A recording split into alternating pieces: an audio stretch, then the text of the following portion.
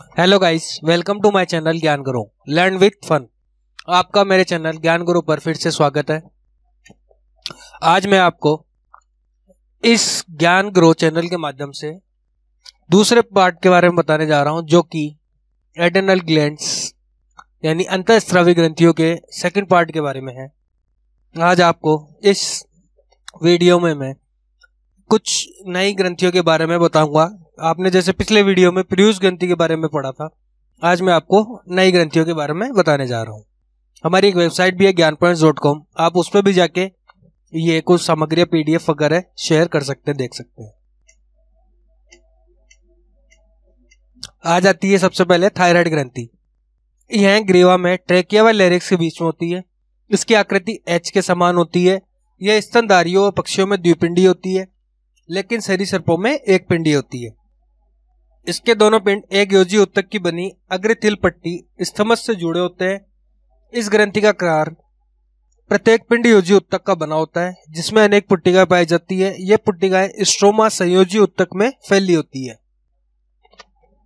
लेरिक्स व ट्रेकिया के बीच में होती है। The loop of thyroid gland, आप देख सकते हैं, इथमस से जुड़े हुए होते हैं। ये अब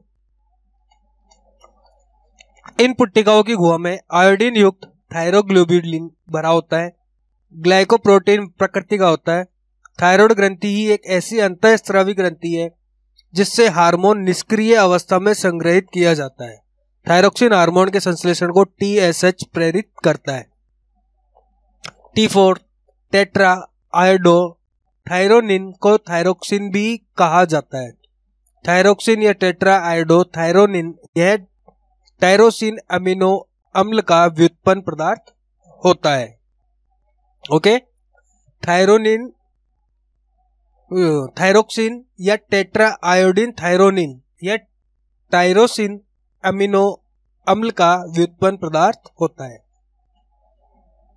T4 का स्त्रवण T3 की अपेक्षा बहुत ज्यादा होता है। T3 हार्मोन T4 की अपेक्षा 4 गुना अधिक प्रभावशाली होता है। T4 उत्तकों में पहुंचने पर T3 में कन्वर्ट हो जाता है या बदल जाता है। थायराइड हार्मोन सामान्य अवस्थाओं के अनुसार लगभग 3 महीने का हार्मोन थायरोग्लोबुलिन के रूप में पुट्टिकाओं में संग्रहित होता है। थायराइड ग्रंथि को थायरोक्सिन के उत्पादन के लिए प्रतिदिन 120 mg आयोडीन की जरूरत होती है। यदि रोजाना 200 mg आयोडीन ले या अगर उसमें 50 mg प्रतिदिन आयोडीन कम होती है तो थायराइड ग्रंथि का रोग हो जाता है। थायरोक्सिन हार्मोन के क्या कार्य होते हैं?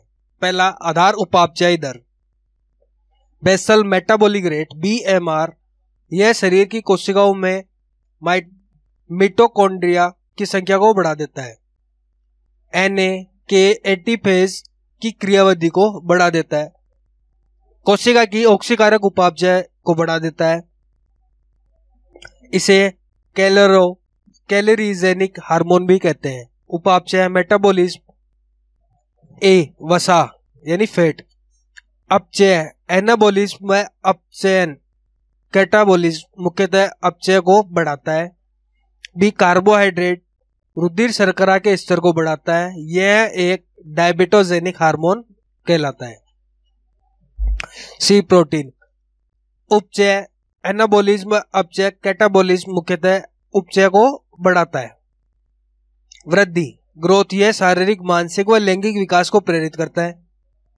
अन्य कार्य अदर फंक्शन, तंत्रिका रेशे तथा उनके माइलिनेशन के विकास के लिए यह एस्ट्रो तथा विद्युत अपघट्य संतुलन इलेक्ट्रोलाइट बैलेंस को भी प्रभाव करता है। RBC के परिपक्वन में सहायता प्रदान करता है। यह उभयचरों के टेडपोल लार्वा में कायांतरण मेटामॉर्फोसिस को प्रेरित करता है। इसकी कमी से लार्वा अवस्था वयस्क अवस्था में रूपांतरित नहीं होती है। यदि थायरोक्सिन हार्मोन की कमी हो जाती है तो लार्वा अवस्था वयस्क अवस्था में रूपांतरित नहीं होती है। थायराइड ग्रंथि का अल्प स्त्रवण, यदि बच्चों में थायराइड ग्रंथि के अल्प स्त्रवण से जड़वामनता या क्रेटिनिज्म हो जाता है, रोग हो जाता है, ऐसे बच्चों को क्रेटिन कहा जाता है। गर्भावस्था के समय अवथायराइडिता यानी थायराइड की कमी के कारण बच्चों में विकसित हो रहे बच्चे की वृद्धि विकृत हो जाती है।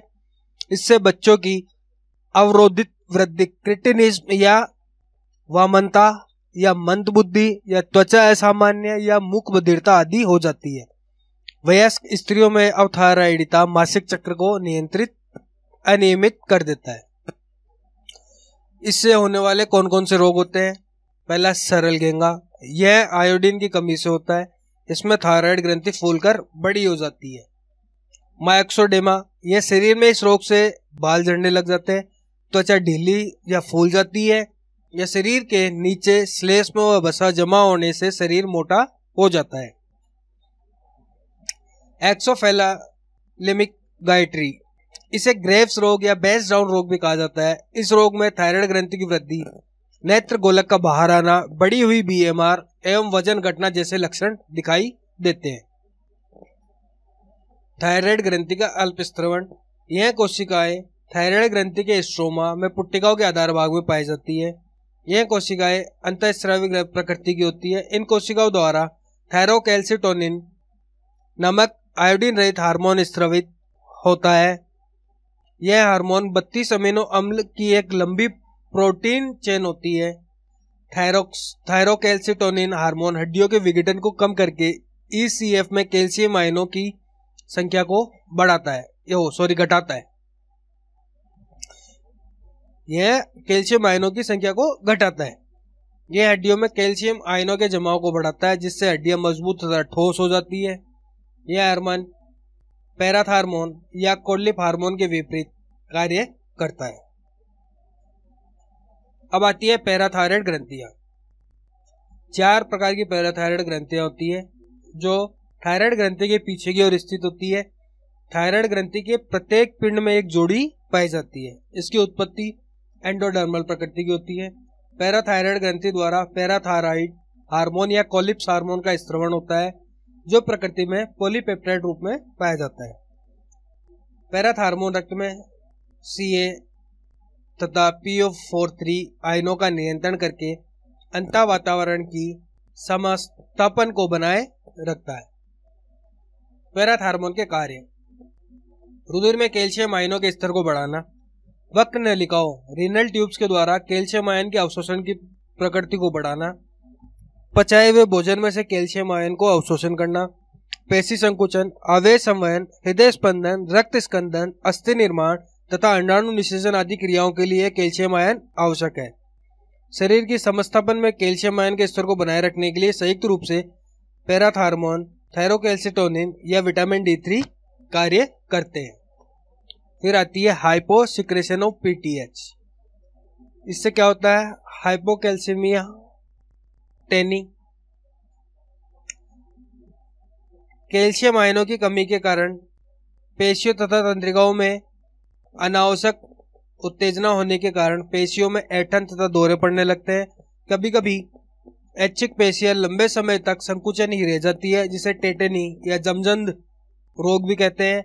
अगर यह टेटेनी इंटरकोटल पेशियों तथा डायफ्राम की पेशियों में हो जाए तो जंतु श्वास रोध के कारण मर जाता है।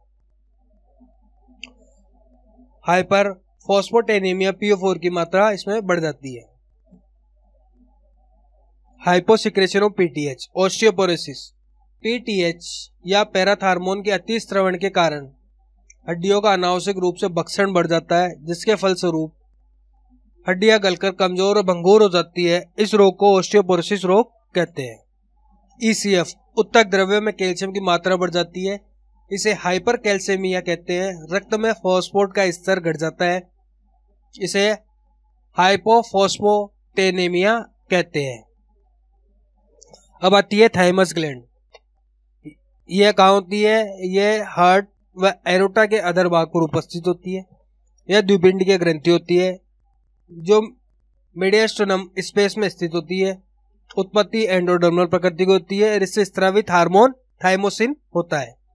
थाइमोसिन की प्रकृति प्रोटीनियस होती है। थाइमोसिन टी लिम्फोसाइट्स के विभिन्नात्मक डिफरेंशिएशन में महत्वपूर्ण कार्य करता है, जो कि सेल मेडिएटेड इम्यूनिटी CMI उपलब्ध कराता है तथा एंटीबॉडी के निर्माण को बढ़ाता है।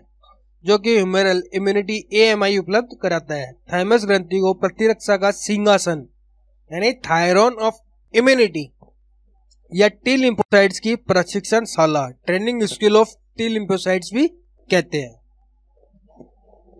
पीनल ग्लैंड ये कहाँ होती है? ये अग्र मस्तिष्क के पृष्ठभाग पर स्थित होती है एवं एपिफाइसिस सेरेबेरी नाम से भी जानी जाती है।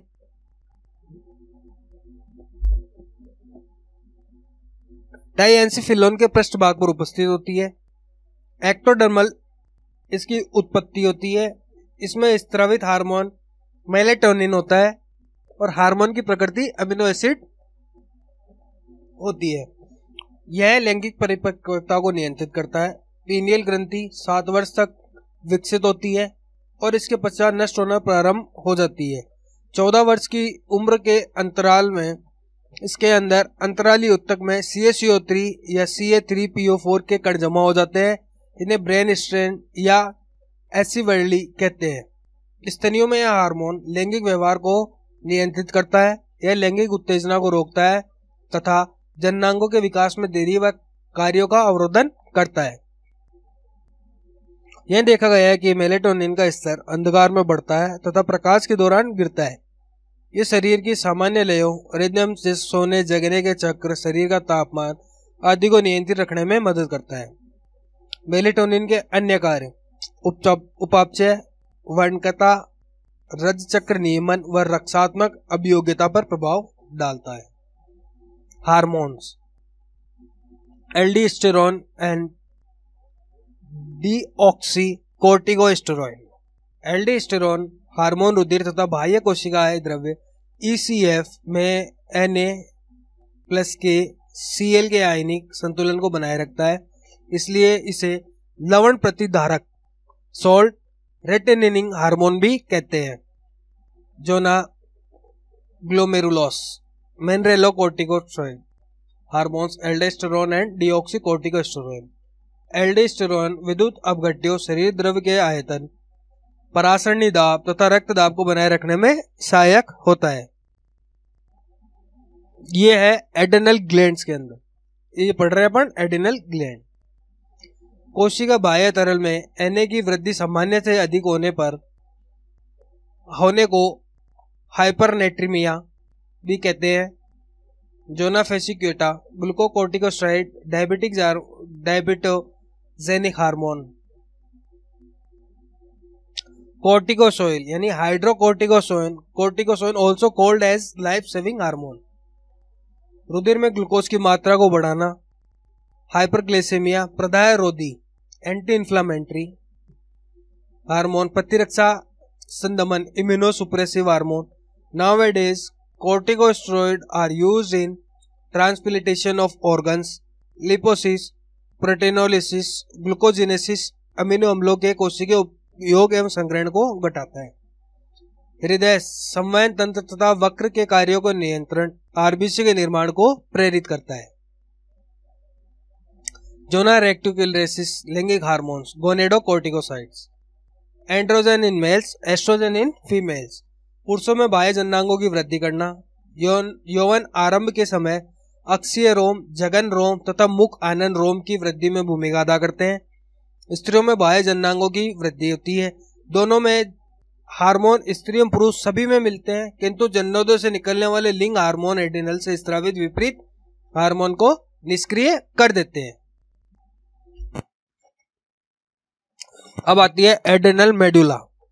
एड्रिनल मेडुला के हार्मोन जंतुओं को प्रतिकूल परिस्थितियों जैसे फियर, लड़ाई, फाइट या पलायन फ्लाइट के प्रति तैयार करता है। रुधिर वाहिनी संकुचन इसलिए रक्तदाब बढ़ाती है। एक्सिप्टेशन हृदय की कोरोनरी धमनी में संकुचन नहीं करता है। एड्रिनल मेडुला नॉर एड्रेनालिन 20% और एड्रेनालिन 80% आपातकालीन स्थिति की अधिकता में तेजी से स्रावित होते हैं। इसी कारण ये आपातकालीन हार्मोन या युद्ध हार्मोन या फ्लाइट हार्मोन भी कहलाते हैं। इन्हें सम्मिलित रूप में कैटाकोलामाइन कहते हैं। कैटाकोलामाइन के कार्य सजगता यानी पाइलोसिलेशन, रोंगटे खड़े कर देना, हृदय की स्पंदन सामर्थ्य को बढ़ाना या पिपल शिथिलना, पसीने आना, हृदय धड़कना, ग्लाइकोजन का बढ़ना ग्लाइकोजन का ग्लूकोज में विघटन प्रेरित करना, या जिसको कहते हैं ग्लाइकोजेनोलाइसिस। प्रोटीन व लिपिड के विघटन को प्रेरित करना, ग्लाइकोनियोजेनेसिस। एडिनल स्त्रवण का नियंत्रण, अग्र पीयूष ग्रंथि द्वारा स्रावित ACTH एडिनल कोर्टिकोइड्स के हार्मोन को स्त्रवण को नियंत्रित करता है। एडिनल मेडुला के हार्मोन तंत्रिका तंत्र नियंत्रित करती है। एडिसन्स डिजीज, शरीर तथा जल का उत्सर्जन बढ़ाना, शरीर का निर्जलीकरण करना, रक्त दाब, आधार उपापचय दर तथा शारीरिक दाब घट जाना, त्वचा का काश्य रंग का हो जाना। अब आती है नई ग्लैंड अग्नाशय। स्थिति ग्रहणी, अग्नाशय के लूप पर उपस्थित होता है। एंडोडर्मल प्रकृति की होती है। नेचर इसका मिश्रित endocrine as well as exocrine और कॉम्पोसाइट ग्लैंड। अग्नाशय दो भागों से मिलकर बना होता है। बहिःस्रावी भाग 98 to 99%, अंतःस्रावी भाग 1 से 2%। इसमें अग्नाशय एसिनी सम्मिलित है जो पाचन एंजाइम स्रावित करती है। इसमें लेगरहैंस के द्वीप समूह सम्मिलित है। 1 to 2 मिलियन ये छोटी अंतःस्रावी ग्रंथियां है जो एसिनी के बीच बीच में बिखरी रहती है। अंतःस्रावी भाग, इसमें लेंगरहैंस के द्वीप समूह मिलते हैं। हाइपोग्लाइसेमिया, कोशिकीय पारगम्यता। इंसुलिन सभी देही कोशिकाओं में ग्लूकोज की पारगम्यता एवं उपभोग को बढ़ाता है। अपवाद आरबीसीज, रेटिना, न्यूरॉन, जंदीय उपकला। उपापचय, कार्बोहाइड्रेट, इंसुलिन ग्लाइकोजेनोसिस व ग्लाइकोजेनोलाइसिस को संदमित करता है। ग्लाइकोजेनेसिस ग्लाइकोजन संश्लेषण को प्रेरित करता है। पेशीय यकृत ग्लाइकोजेनेसिस का मुख्य स्थान है। ये विभिन्न ऊतकों में कोशिकीय ग्लूकोज संग्रहण व उपभोग को यानी हाइपोग्लाइसेमिया को बढ़ाता है, जिससे रक्त में ग्लूकोज का स्तर घटता है। वसा इंसुलिन लाइपोजेनेसिस को प्रेरित करता है व लाइपोसिस को संदमित करता है। प्रोटीन इंसुलिन यकृत व पेशी कोशिकाओं में एमिनो अम्ल के कोशिकीय संग्रहण व उपभोग को बढ़ाता है। न्यूक्लिक अम्ल यह डीएनए आरएनए के संश्लेषण को प्रेरित करता है। इंसुलिन के अल्प स्त्रवण से होने वाले रोग, डायबिटीज मेलाइटिस। हाइपरग्लाइसेमिया, रक्त में 180 mg/dl से अधिक ग्लूकोज। पॉलीयूरिया, काफी अधिक मूत्रण। पॉलीडिप्सिया, अधिक प्यास लगना। ग्लाइकोसूरिया, मूत्र में ग्लूकोज आना।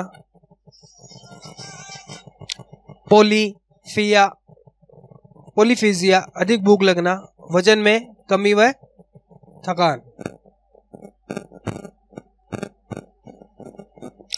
इंसुलिन के अल्प स्त्रवण से होने वाले अन्य रोग, वसकीय ऊतकों में वसा के सक्रिय व अधूरे विघटन से कीटोन काय बनने लगते हैं। ये कीटोन काय एसीटोन, एसिटोएसिटिक अम्ल तथा बीटा हाइड्रोक्सी ब्यूटेराइड होते हैं। इनके बढ़ने से कीटोएडिसोसिस हो जाता है। ये काय विषैले होते हैं। ग्लूकेगॉन, हार्मोन अल्फा कोशिकाओं द्वारा स्रावित होता है। खोज किम्बल तथा मुरली ने की थी। यह 29 अम्लिक एसिडों की एक पॉलीपेप्टाइड श्रृंखला का बना होता है। यह एक हाइपर ग्लाइसेमिक हार्मोन है जो रक्त में ग्लूकोज की मात्रा बढ़ाता है। यह हार्मोन इंसुलिन के विपरीत एंटागोनिस्टिक होती है प्रकृति का होता है। इसका स्त्रवण जब होता है तब यह रक्त में शर्करा का स्तर घटाने लगता है। यह हार्मोन ग्लाइकोनियोजेनेसिस व ग्लाइकोजेनोलाइसिस को प्रेरित करता है, जिससे ग्लूकोज की मात्रा बढ़ जाती है। वसीय ऊतकों में वसा विखंडन लाइपोसिस को प्रेरित करता है। अब आती है नई ग्रंथि टेस्टिस यानी वृषण। पुरुष द्वितीय अंग जननांगों का परिपक्वन तथा विकास करता है, जैसे एपिडेसिस, शुक्रवाहिनी, शुक्राशय, प्रोस्टेट ग्रंथि, मूत्रमार्ग आदि। एड्रोजन शुक्राणुजनन स्पर्मोजेनेसिस की संक्रिया को बढ़ाता है। केंद्रीय तंत्रिका तंत्र पर कार्य करता है तथा पुरुष के लैंगिक व्यवहार को प्रभावित करता है। लिबिलिडो, पेशीय वृद्धि, फेशियल मुक्तता, एलेक्जेरी, अक्षीय रोम, क्रोधात्मकता, निम्न स्वरमान आदि को उत्तेजित करता है। यह हार्मोन प्रोटीन व कार्बोहाइड्रेट उपापचय पर उपापचयी प्रभाव डालता है। अब आती है अंडाशय ओवेरी। एस्ट्रोजन द्वितीयक जननांगों के विकास को बढ़ाता है। अंडाशय ओवेरियन फोलाइस का विकास करता है। यह द्वितीयक गौड़ लैंगिक लक्षणों का विकास करता है, जैसे आवाज को पतला करता है। वह मेमोरी ग्लैंड का विकास करता है। यह मादा में लैंगिक व्यवहार निर्मित करता है। प्रोजेस्टेरोन गर्भावस्था में सहायक है। प्रोजेस्टेरोन दुग्ध ग्रंथियों पर कार्य करता है तथा एवेलोइक कुप्पिकाओं के निर्माण व दुग्ध स्त्रवण को प्रेरित करता है। Thank you for